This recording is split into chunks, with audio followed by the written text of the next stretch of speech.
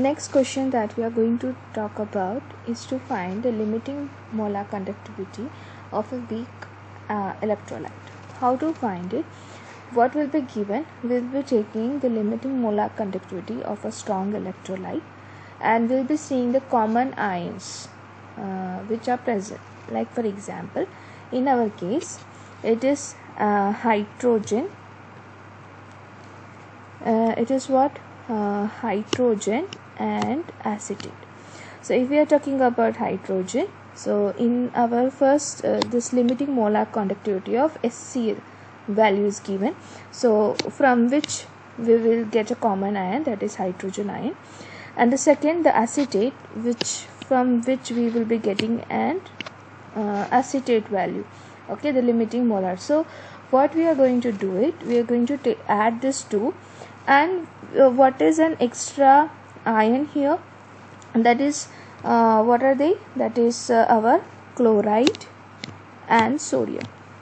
So we have to subtract that using the value of NaCl, that is sodium chloride. Okay, so Na and Cl are the common which are actually extra, that ions limiting molar conductivity will be subtracted. So how we are going to write it, just have a look. So first we will add both, that is limiting molar conductivity of HCl plus limiting molar conductivity of acetate, sodium acetate, minus, because we have to subtract, right? We don't want this Na and Cl value. So limiting molar conductivity of NaCl.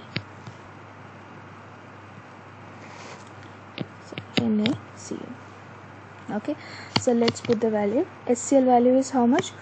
425.9.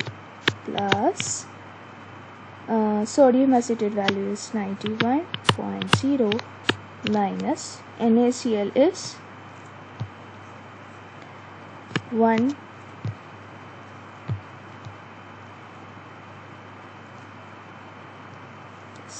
It is 126.4. So when we does that, okay, when we do the addition, and after that when we subtract, we will get the value, that is 390.57 centimeter square per mole. Okay, so this is the value that we will get.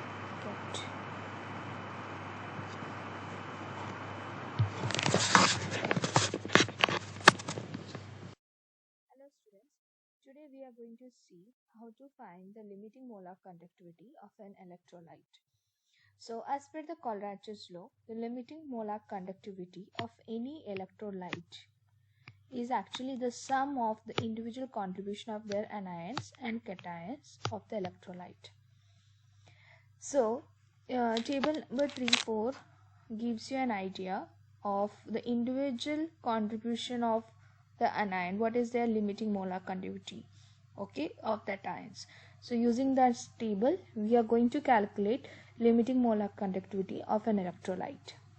So here in the question we have two electrolytes, calcium chloride and magnesium sulfate. Let's see how we are going to solve it. So if we are talking about, before we solve that, let's see, calcium chloride is made up of two types of ion, that is calcium Ca2 plus and Cl minus, that is chloride ion. How many calcium is present? Calcium ion, 1 calcium ion. How many chloride ions are there? 2 chloride ion. How I come to know 2? Because here it is written 2. Okay, at the bottom it is written 2. From that I concluded, okay, how many ions of chloride is there? 2. Now if I talk about magnesium sulfate, MgSO4, Mg2 plus, SO4 2 minus. So there are two ions and how many ions are present in that electrolyte? 1 each. Okay, so using that concept, we are going to find the limiting molar conductivity. So as per the Collatz law, limiting molar conductivity of any electrolyte, for example CaCl2, is actually the sum of their cations and anions. So in calcium and chloride, that is calcium chloride, we have calcium ion and chloride ion. So we will write limiting molar conductivity of calcium ion plus limiting molar conductivity of chloride ion. Okay, now how many ions are there? Calcium ion 1. How many chloride ion is there? 2. So we will just put that number in front of this. So 1, and here how many? 2. Okay, now let's have a look. So let's put the value 1 into. So limiting molar conductivity of calcium is nothing but how much? 119. So put that 119.0 plus 2 into limiting molar conductivity of chloride ion. How much it is? 76.3. So we will write 76.3. Okay, so I will get 119.0 plus 2 into 76.3 gives me 152.6. So when I do an addition, let's do an addition on the side of it. So 152.6 plus 119.0. So I get 6 172. So I will get 271.6. What is the unit? Simon centimeter square per mole. This is the value I will get. Now let's find the limiting molar conductivity of magnesium sulfate, MgSO4. So we will get limiting molar conductivity of magnesium ion plus limiting molar conductivity of sulfate ion. Now how many ions are present? So as per our data that we have got it, here 1 each is present. So here 1, here 1.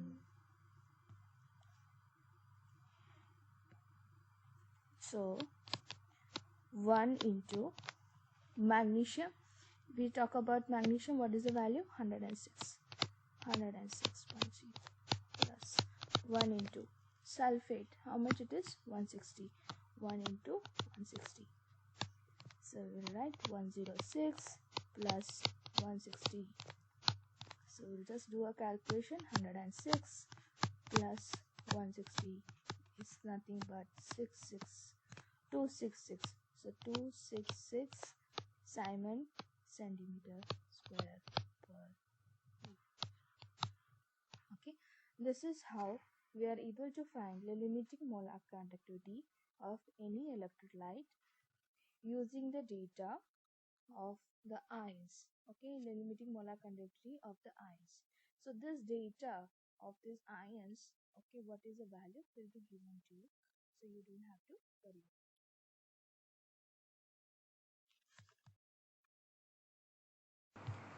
Next question that we are going to see here is to find the degree of dissociation, that is alpha. Okay, and for that, what are the things given to us? Let's have a look. The things that are given to us is first the conductivity, and that is kappa is given to us. Okay, and its value is 4.95 into 10 raised to power minus 5 Simon centimeter per centimeter. Now they are saying the conductivity of 0.01028 mole per liter. That means this is the concentration of acetic acid, that is C, is given to us. Okay, now the next that we have is limiting molar conductivity of acetic acid, which is given us 390.5 Simon centimeter square per mole, that is lambda 0 m. So using this data that we have, okay, we are going to find alpha, that is degree of dissociation. So degree of dissociation formula, as we can see here, molar conductivity, that is lambda m, divided by lambda 0 by m, that is limiting molar conductivity. So what are the values that we have? We have lambda, limiting molar conductivity value we have. Yes, we have it. Okay, now okay, but we don't have what this molar conductivity value. So how to find molar conductivity? That is lambda m is equal to K by C. So we already studied this. That is, to find molar conductivity means conductivity per in 1 mole of an electrolyte. So K is the conductivity, C is the concentration. So we'll put the value here. That is 4.95 into 10 raised to power 5 Simon per centimeter. Okay, divided by the concentration. Concentration value is given as 0.001028 mole per liter. Okay, this is something given to us. Now I have told you previously when I was teaching molar conductivity, like we have to convert this liter into what? A centimeter. Okay, so we have a data that 1 liter is equal to how much? 1000 centimeter cube. So as I have to convert it, so multiply by 1000 centimeter. Okay, so per liter, right? So 1 upon L. So when we are converting it, so divided by. So this is what we are going to do a conversion. 1000 centimeter cube by 1 liter.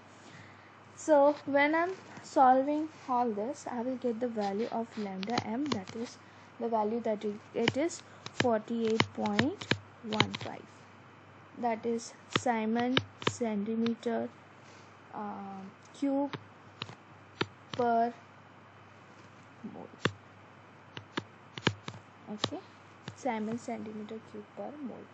So we don't want liter, so that's the reason we are converting the liter into what?